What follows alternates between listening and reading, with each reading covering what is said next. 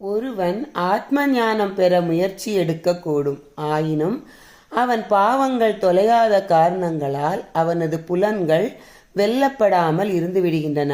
அவனுடைய மனம் புலன்கள் மூலம் உணரப்படும் விஷயங்களில் ஈடுபட்டு ஆத்மாவை குறித்த சிந்தனையை விடுகிறது. அவன் படிப்படியாக விஷயங்களில் நாட்டம் கொள்கிறான். இவன் பொய்யான ஒழுக்கம் உடையவனாகிறான். காரணம், இவன் செயல் ஒன்று, எண்ணம் ஒன்று என்று உள்ளது.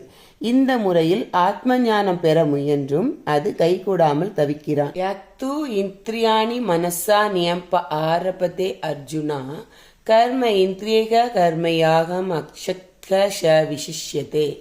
ஒரு மனிதன் தனது மனதின் மூலம் இந்திரியங்களை நிலைப்படுத்தி அதனை கர்மயோகத்தில் ஈடுபடுத்தக்கூடும்.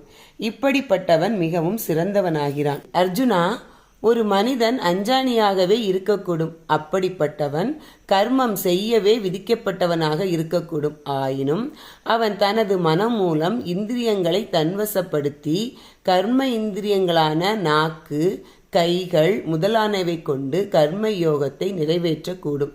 இவ்வாறு கர்மம் இயற்றும் போது பலனில் பற்று வைக்காமல் கூட இருக்கக்கூடும். இவன் பொய்யான ஒழுக்கம் உடையவனை விட உயர்ந்தவன் ஆவான்.